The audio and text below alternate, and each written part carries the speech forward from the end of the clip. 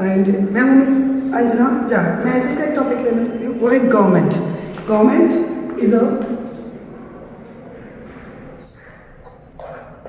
Government मतलब सरकार। सरकार क्या होता है? Government is a two type of central government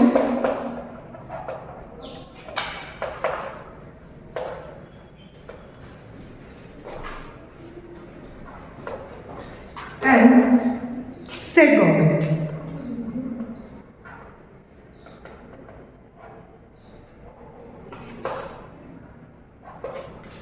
हम पहले जो पहला टॉपिक पढ़ेंगे वो है सेंट्रल गवर्नमेंट। सेंट्रल गवर्नमेंट जो बनती है वो बनती है 3 एलिमेंट्स से।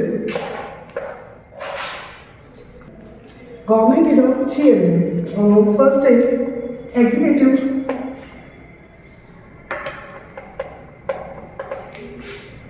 Judiciary and legislature. गवर्नमेंट के जो 3 टाइप्स हैं उसी से जो जुडिशरी, लेजिस्लेचर और एग्जीक्यूटिव, इसी से हम पढ़ेंगे पार्लियामेंट। पार्लियामेंट के 3 एलिमेंट्स होते हैं। पार्लियामेंट, संसद।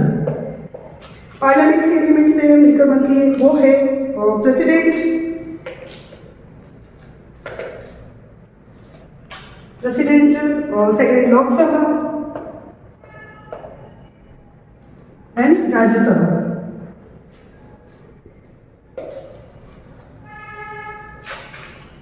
Lok Sabha is a temporary house.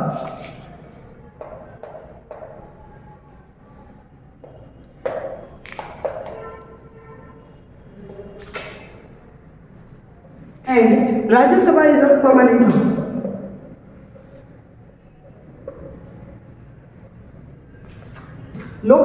Lok Sabha is a temporary, इसका टाइम पीरियड होता है 5 year. And Rajya Sabha is a permanent, इसका टाइम पीरियड होता है 6 ईयर। लोकसभा को डिस्ट्रॉय किया जा सकता है। डिस्ट्रॉय का मतलब होता है भंग करना। राज्यसभा को कभी भी डिस्ट्रॉय नहीं किया जा सकता।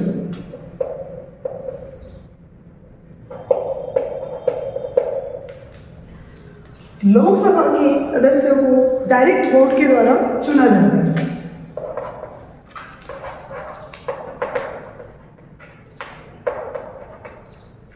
डायरेक्ट वोट के द्वारा लोकसभा के सदस्यों को चुना जाता है। लोकसभा के सदस्य जितने बनेंगे, यानी लोकसभा के जितने मेंबर होंगे, उसी से पीएम का चुनाव होगा, यानी पीएम को चुना जाएगा। अब होता है हमारा प्रेसिडेंट। प्रेसिडेंट जो होता है उसका कभी भी डायरेक्ट वोट नहीं होता है।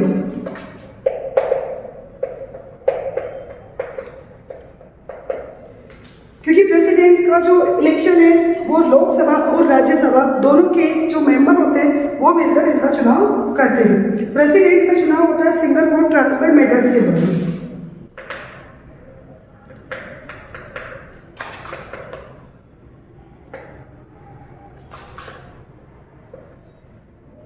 हिंदी में बोलेंगे इसे एकल मत संक्रमणीय पद्धति।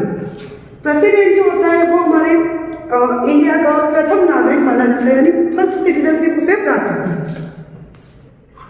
प्रेसिडेंट जो है वही हमारे स्टेट के गवर्नर को अपॉइंट करता है।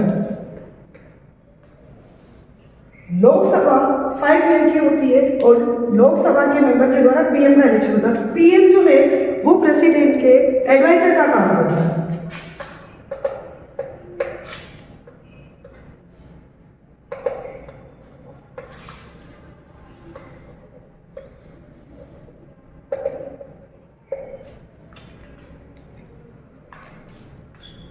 राज्यसभा परमानेंट होने के साथ ही हर 2 ईयर में इसमें इसके मेंबर जो होते हैं वो रिटायर्ड होते हैं और 2/3 मेंबर्स के रिटायर्ड होते हैं प्रत्येक 2 ईयर में। Lok Sabha is a temporary and इसका जो टाइम पीरियड होता है वो है 5 ईयर। लोकसभा के बहुमत के द्वारा ही हमारा पीएम चुना जाता है। पीएम जो है कि वो प्रेसिडेंट का एडवाइजर होता है, लेकिन प्रेसिडेंट को फर्स्ट प्रायोरिटी मिलती है। प्रेसिडेंट का चुनाव डायरेक्ट नहीं होता है, सिंगल वोट ट्रांसफर मेथड के द्वारा आता है, ये मैंने आपको पहले ही बता दिया।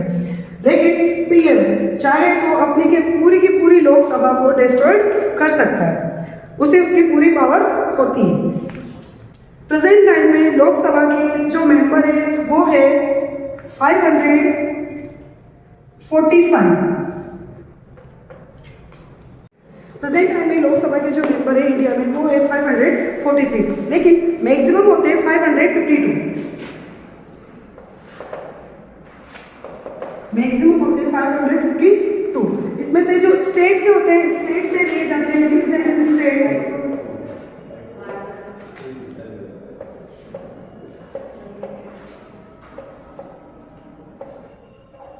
रिप्रेजेंटेटिव स्टेट 530 एंड 20 मेंबर्स जो होते हैं वो होते हैं यूनियन टेरिटरी से चुने जाते हैं, से 20 मेंबर एंड 2 मेंबर्स जो होते हैं वो इलेक्टेड किए जाते हैं। नॉमिनेट करेगा कौन? President. 2 members nominate by president.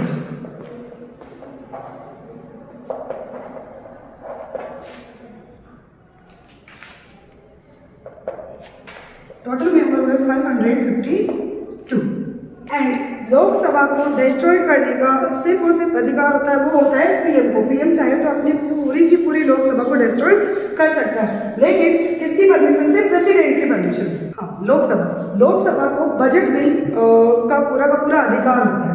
Lok Sabha budget bill बनाएगी। बजट बिल बनाकर ये किसे हैंड ओवर करेगी? राज्यसभा को।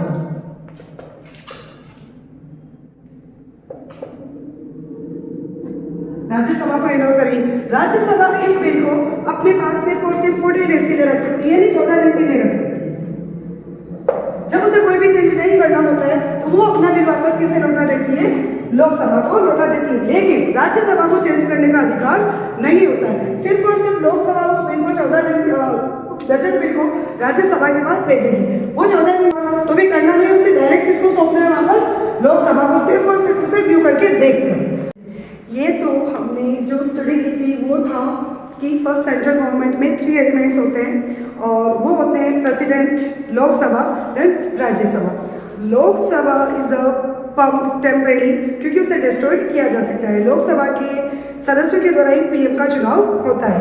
प्रेसिडेंट जो होता है वो सिंगल वोट ट्रांसफर मेथड के द्वारा होता है और राज्यसभा परमानेंट सदन होता है। उसमें हर 2 ईयर में 2/3 मेंबर्स जो होते हैं वो रिटायर्ड होते हैं। अब हम करेंगे स्टेट गवर्नमेंट।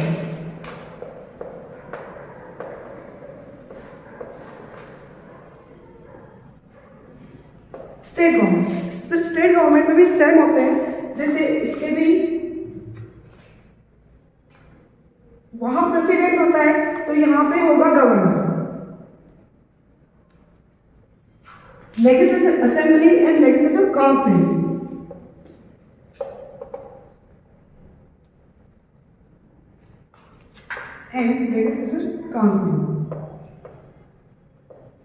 लेजिस्लेटिव असेंबली और लेजिस्लेटिव काउंसिल। लेजिस्लेटिव काउंसिल जो है वो राजस्थान में नहीं है।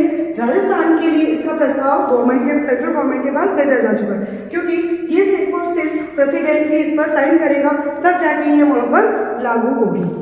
लेजिस्लेटिव असेंबली सेम प्रोसेस है, इसी के द्वारा हमारा सीएम चुना जाता है।